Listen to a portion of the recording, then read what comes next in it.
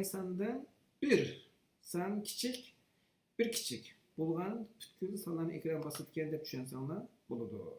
Endi yana bir shaklni mashq qilib boqaylik. Qaranglar, mana ko'chirib oldim. Ko'chirib mana ekranga chapladim. Qancha halqaninki 3-chi shaklni yozyapman-da endi. Qaranglar. Eng yaxshi usul nima bo'lsa-da qayta yozaylik. Qaranglar, yozgan vaqtimda mana sizlar yozgan kodinglarninki to'g'ri yoki xato bo'lganligini his qila olasizlar.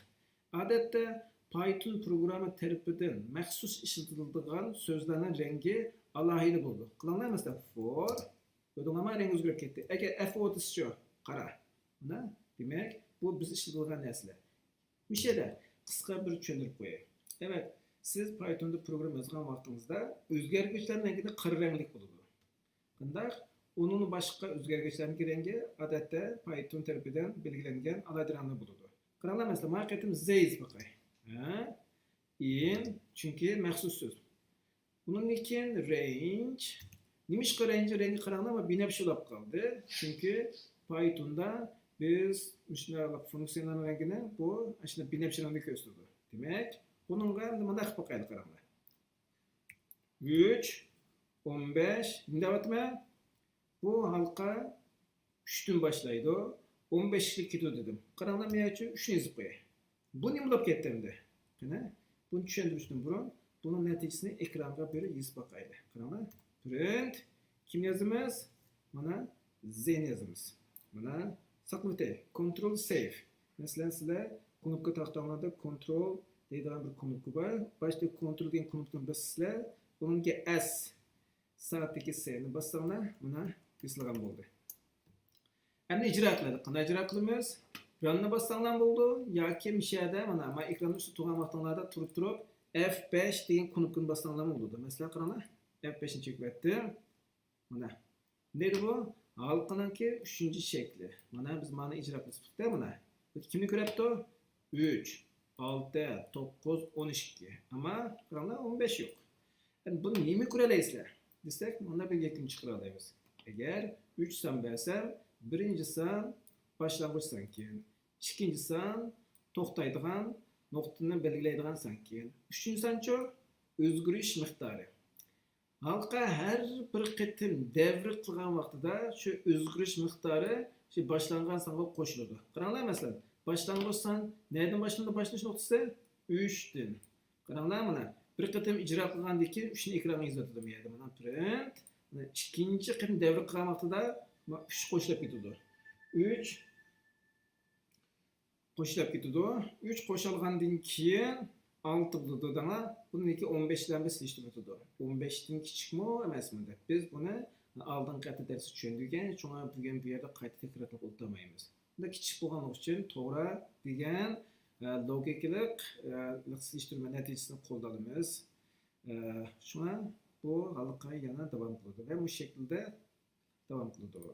Endi yakunlasak, qaranglar, mana bir yakun o'taylik. Yakunimiz nima bo'ldi? Yakun shu.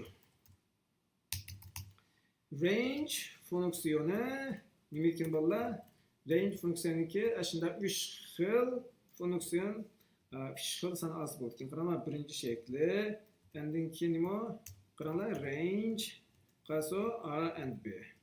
And yan birisi range qaso A, B and C. Qaranglar, shunda 3 xil shakl bor ekan. Hammasi o'xshashlikka o'z bu range degan funksiyani ijro qila olamiz. Ammo albatta ularniki ishlatilish o'rni bizning program qarab o'zgartmaydi deymiz. Endi qarasanglar, bizning bu yerda chiqqan sonlarning hammasi kichikdan cho'ngga qarab minmaydi. Deyishinglar mumkin. Hechba agar biz cho'ngdan kichik son chiqarmoqchi bo'lsak qanday qilamiz? O'xshash, qaranglar, chiqarib boqaylik mana. For deydi. Qolgan bir mishada o'zgartiruvchini bersak bo'laveradi. Masalan, T deydi. Qaranglar, mana. In deydi, mana. Range. Nima ish qilamiz? Qaranglar, masalan, 10 dan 0 gacha son yozib boqaylik. 10 dan boshlayman. 0 cho'qim bislamda buni bosayli deydi. Qaranglar, agar 0 ni bosgan bo'lsam, qanchaga ketishim kerak? Bir kichik songacha ketishim kerak. Masalan, -1 gachilik. O'zgarish miqdori qanday bo'lishi kerak? O'zgarish miqdori cho'qim eksi 1 bo'lish, minus 1 bo'lish kerak. Agar siz shu yerga 2 sonni qo'yib qo'ysangiz bu ishlamdi. Ama ekranga hech narsa chiqara olmaysiz. Nimishqa? Chunki siz miyaga san bermagan vaqtingizda bular chunki miya siz san bermagan vaqtingizda bu 1 deb o'ylab qoladi. Bu vaqtda qanday qilib qoldisingiz, tabiiy. Shu Python o'zi faraz qilgan shaklda ijro qilish boshlaydi. Ma birinchi son va boshlang'ich son ikkinchi son kichikmi, kichik emasmi deb ashlar yukun bo'ladi. 10 albatta minus 1 dan kichik emas. Shuna bu halqa bir qadamni ijro qilmaydigan to'xtab qoladi. Shuna siz cho'ng sondan kichik songa qarab ijro qilmoqchi bo'lsangiz, cho'qim shu yerga minus 1 ni yozib qo'ying. Ya da minus 2 ya minus 3. Shu qancha yazsangiz shunchalik qanday to'mandab bo'ladi. Mana qo'shchiket izutayli print kim yozamiz? T ni. Mana command control yoki save qildim. Qaranglar, nima ish qilindi? F5. Biz verdim qaranglar mana. Endi qanday ketdi bu? Qaranglar mana 10 dan boshlab tuvangizib ketdi. Ha, mana ikkisi qo'shib ketibdi-ku desangiz, mana. Mana idim. Mana nima ish qilamiz? Control copy. Mana yozishdan burun deysiz, mana qayta yozib qo'ying. Bu yerga halqiniki qanchinchi shaklda edi buni? 4-shaklda edi. Mana saqlatayli va qayta yana bir ijro qiling. Mana qarang, halqining 4-shakli mana tuvanlab yozdi. Biz buni o'tgan keplarda darslarda bir qancha qitim ishlagan edik. Bugun yana qayta bir qitim buni takror qilgan bo'ldik. Endi buni qilgandan keyin halqining ichida silishtirma amallarni qanday ishlatamiz? Shuni bir takror qilib, undan keyin biz yangi mazmunga boshlab ketamiz. Mana masalan deyli, qanday biz 10 bilan 20 ning ostiga sonlarni yozaylik, sonni ekranga yozilgan bir Python kod yazaylik. Qanday for deyli, deyli in range deymiz 10 bilan 20 ni ekran bostirman dedim. Unda biz qanchalik ketishim kerak? 21 qanchalik ketishim kerak? 1 ga kerak yo'q, chunki bu nima ish bo'ldi? Bir vaqt o'zi bir orttirib, oshirib ekranga yozaveradi. Masalan, qaranglar, print ne yozay. Ama shuraya bir tushuncha qilamiz, bir tane yozib qo'yay. Qanday? Mana chiqqan natijani farqlantirish uchun qaranglar mana. Men ekran xatni tanlayapman. Knop bilan nima ish qilmayman mana? Control copy. Qastosh Ctrl-dan C ni qo'shib bosdim. Undan keyin qanday? Ctrl-dan V. Qaranglar mana chopladim. Mana miya keldi. Nima ish qilay? Buni deb qo'ydi. Qanday? Halqining 5-shakli deb qo'ydi. Qanday? Mana 5-shakli deydi. Bu kim bilan? Halqa ve neyimiz? Ama bizniki halqa ve silishtirma. Deyli qaranglar, silishtirma. Qaranglar, silishtirma. Ben qaranglar, başlamani bir ijro qilib boqaylik. Qaranglar, saqlab etdim, Ctrl S deb F5 ni urdim, chekdim. Qaranglar mana. Qanchadan boshlab 10 dan 20 sonni yozdi. Endi men shuni o'zgartirib boqay. Bu qarasam 10 bilan 20 ning orasi sonni hammasini yozibdi. Men ish qilay 10 bilan 15 ning orasidagi sonlarni yozay. 16 dan boshlab 20 sonni yozmasin.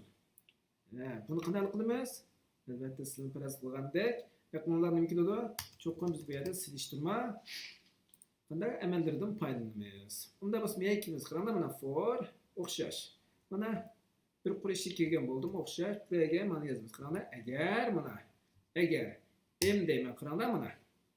O'zgarguvchi kichik o'tirliqimni bir bo'shliq qo'yib qo'ysam, texmasini tushungan bo'ldi yozgan programda. Qaranglar mana m kichik yoki tang kimdan qaranglar 15 ni ekranga yozmoqchi bo'lgan edik mana. 15 dagi bo'lsa, miyada men unutib qolman, cho'qim qo'shchekitni. Qaranglar, qo'shchekitni o'qigandan keyin nima bo'ladi desana, Python bundan keyingi buyruqlar cho'qim mana mushnolar munosabatli deb sizga qaranglar xatni ichida bunda. Mana imlach yana bir tab. Bu o'zgaruvchi zaten ishini qarab, ichiga chekilgan bo'ldi. Mana begim yozaman, mana qaranglar, mana yozaydi mana. Agar bu shart to'g'ri bo'lsa, ish qilma, endi yozg'izmayman mana. Bo'ldi. Bo'lmasa-chi, yozg'izmayman. Bunda bo'lsa boshqa yana xat yozib qo'ydi. Kerak emas. Mana ish qilmas. S. Qaranglar, ish qilmas. Bunda bo'lsa kichik deb mana yozib qo'ydi mana. Print cho'ng deb yozib qo'ydi. Deymiz. M bo'lsa, qani deymiz, bo'lsa 15 dan cho'ng deb qo'ydi. 15 dan cho'ng. Yoki buni bunday qo'shimcha qilib yozib qo'yadi. Qaranglar mana, bunday qilsanglar nima bo'ldi bu? Bir o'zgargich bo'ldi mana. M mana bo'lsa 15 dan cho'ng. Mana qanday yozamiz? Buni yozaylik, qaranglar mana. Buni yozaylik. Deymiz mana. Qo'yaylik. Qaranglar mana. Bo'lsa deymiz 15 dan 16 dan kichik bo'ldi keyin mana. Qaranglar 16 dan kichik. 16 dan kichik, ham 16 dan cho'ng deydi. Bo'ldi. Mana. Mana diqqat qilinglar. Qaranglar. Mana shu chekbek muhim. Qarang, Pythonda bunday tirnaq bo'lmag'achqa bu if qayerdan boshlab qayerga tugaydi, else qayerdan boshlab qayerga tugaydi deb jiq-jiq uni aralashtirib qo'yasizlar. Ammo siz hozir mesh qilsangiz ko'nib ketasizlar. Qarang, for mana bu yerda tashqirqi doira. Mcho if ichkirki doira. Xohlasangiz ichiga bir qancha iflarni yozalasizlar. Biz buni oldingi soatda tushuntirgan edik. Mana biz bu yerga keldik mana. Bunday qilmay saqlatay. Saqlay, command S, mana Ctrl S qildim. Uni nima ish qilaman? F5. Yozsam qaranglar mana. Ko'rdinglarmi mana? 10 bo'lsa 16 dan kichik, mana 15 16 dan kichik. 16 bo'lsa-chi? Ha, qaranglar. 16 bo'lsa 16 dan cho'ngmi? Unda emas. Unda biz buni o'zgartirish kerak. Qanday o'zgartiramiz? Buni sizlar tushunib boqinglar. Mana.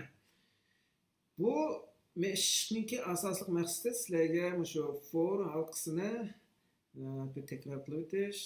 Undan keyin for halqasining ichida manda solishtirma amallarni sizlarga ko'rsatish edi.